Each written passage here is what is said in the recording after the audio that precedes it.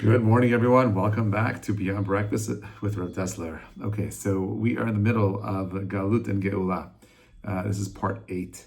So Rav Dessler, in his famous Michtav Me'Eliyahu, is a series of letters that he wrote to his Talmidim, clarifying different concepts within Judaism. And over here, he's going to kind of like get into the core of like, well, what's the purpose of the galut? What's the purpose of this exile? What's the purpose of the geulah?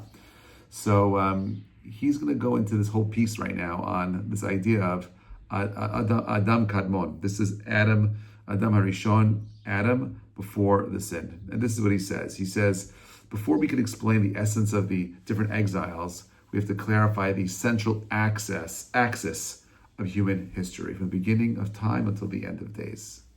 And this is the idea that when God creates something, he has intention, he has a plan. Obviously, there's room in that plan for us to have free will because Adam sinned.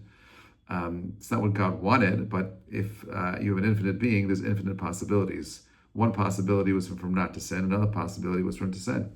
Human history is essentially the unfolding process of the rise and fall involved in the rectification of the sin of Adam Harishon, the first man. That means the reality that you and I experience today is very much an expression of that one choice. Think of it like a long bar. If this is the path that God had set out for us, and we're going along this path this way, and there's a little bit of a deviation, and instead of going straight this way, I go up here, right? And now it's a little bit of a tilt.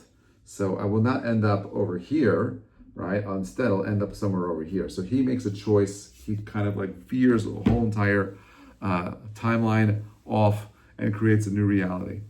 And therefore, Rav Dessler says that the whole of human history is an unfolding process of the rise and fall of our attempts to try to mitaken, to fix, to rectify the sin of Adam Kadmon or Adam Harishon. This task of rectification was assigned to the Jewish people as part of their role in creation. We as Jews believe that we're trying to undo the sin of Adam Harishon. Now, whether or not we're doing a good job is up for debate. I would say that we've never done a really good job. There are probably moments in history where we are doing a better job. But on a whole, we've kind of failed our mission. But by returning to the spiritual stature of Adam before the sin, which was the level of Gan Eden, paradise, and then continuing to ascend beyond it, the Jewish people will bring all of creation to its ultimate completion. This is a uniquely Jewish concept where you don't need to become a convert to enjoy the fruits of our labor. We believe that as Jews, through the work of perfecting ourselves, not exporting our philosophy, we believe the way we export our Judaism is by becoming better, greater human beings. Unfortunately, most Jews are unable to live on that high standard, that high level that Judaism demands of us. And therefore, most Jews are Jewish, but not Jews, in terms of people that are actually striving to become better, greater versions of themselves. Why? Because we want to undo that which Adam sinned. My flaws, my unique flaws, represent a unique aspect of a flaw that was in Adam. And by me perfecting myself, I am in turn going backwards in time, perfecting what was, which allows us to hopefully realign the timeline so we can allow this process of Geulah, redemption, to happen. Adam lived, before he sinned, lived on the level of Gan Eden, right? And he speaks about this a little bit earlier in another essay called, Gan Eden before the sin, or Adam Harishon before the sin. He understood that spirituality is reality. Adam understood that spirituality is reality, while physicality is a covering that conceals the true essence. And we believe that this world is olam d'shikra, not a world of truth, that the real world is a world of spirituality, and everything in this physical world around us is a world that basically conceals the real truth. What we experience around us is a reflection, a mere reflection of everything that's happening on a higher spiritual plane. He received his nourishment from the spiritual world without material obstruction. As the sages said, angels would roast meat and strain wine for him. That's in Avot Rabbi Natan. However, once he sinned, the evil inclination entered in him spiritually. He got this called zehumah, spiritual impurity of the serpent, and it brought the entire world to a state of concealment. What was once revealed is now concealed. Adam was a translucent being. You could see through the guy. He was a glowing, he had his own inner light. Now all we see is the light reflecting off this muddy, earthy thing that we call a body and a face. Panim is, even the Hebrew word panim, the face, panim is an expression what's going inside, is always a deeper inner truth. So it became as though material existence is the actual reality, and that is the curse described in by the sweat of your brow you shall eat bread. That means that truth is hidden. The cause and effect of reality are concealed beneath the veil of physicality, obscuring the hand of God. You can't see what God wants us to really see. We see a small little bit of it. The rectification of Adam's sin is that man must strive to rise above this concealment of nature and the illusion of self-sufficiency. The false belief of koch v'yotzi miyadi, that my strength and the power of my hand did this. Instead, he has to reach a deep internal recognition that only spirituality is real and that all material existence is just a superficial garment of the inner truth. This is similar to the three angels who came to visit Avraham Avinu. Even though they appeared in physical form, that appearance was not their essence. It was merely a temporary phenomenon to fulfill their mission, a fleeting functional disguise for spiritual beings. So the beginning of this process of rectification started with the Avod. And he says over here that even though Adam sinned, the forefathers started fixing this. This level of spiritual completeness was reached by Yaakov, right? As Abraham was saved from the fiery furnace in the merit of Yaakov, the Midrash says in Isaiah, therefore, thus said Hashem to the house of Yaakov, who redeemed Abraham, meaning Abraham's service was completed through Yaakov.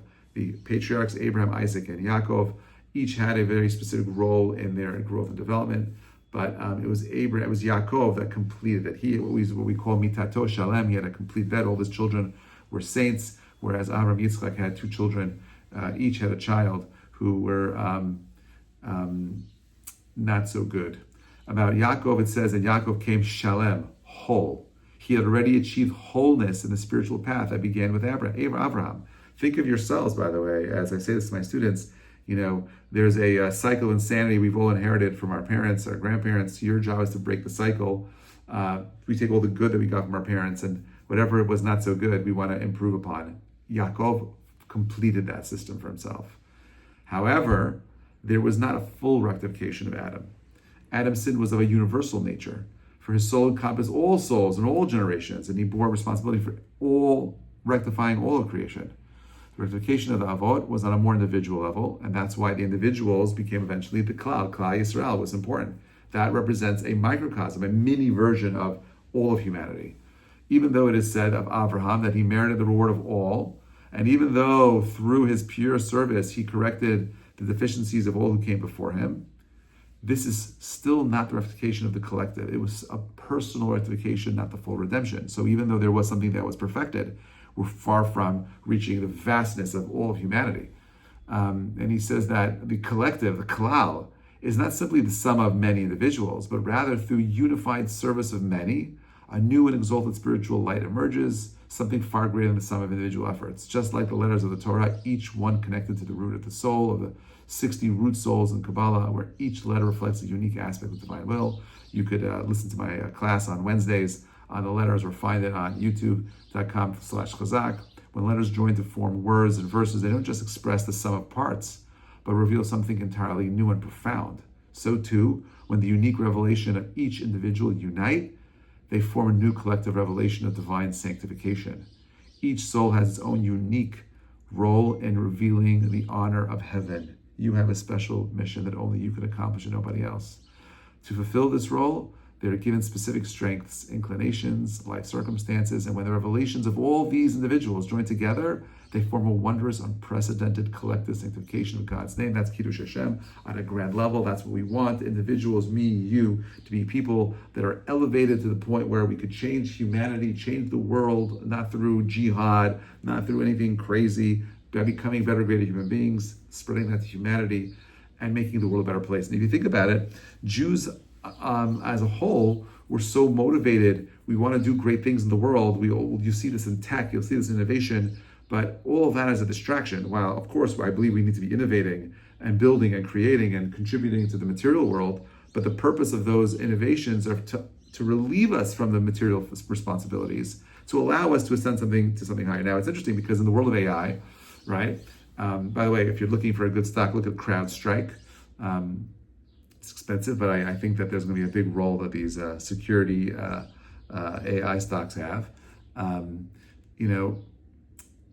The world of AI is a world where we are no longer burdened by the material world. We're no longer burdened by the sweat of the brow. What's that world going to look like? So I think for many people, it'll lead to a tremendous amount of depression. In Judaism, the work of being metaken the self is a full-time job. The idea of yeshiva, the idea of sitting and learning, the idea of tefillah, all these concepts are there because we understand that there's a deep curriculum that is necessary to refine the self. Be'ezrat Hashem, we will have the zchut of not only perfecting ourselves, but watching the perfection of Am Yisrael, which in turn perfects humanity, so we can elevate all of human beings, not any one separate, all of humanity, to make this world a better, greater place, to be metaken, to see the true Geulah, see the real redemption for all of humanity. Have a great day. Be'ezrat Hashem. We'll pick up tomorrow. We'll talk about the role of 12 tribes and how they impacted this particular system of growth. Have a great day, everybody.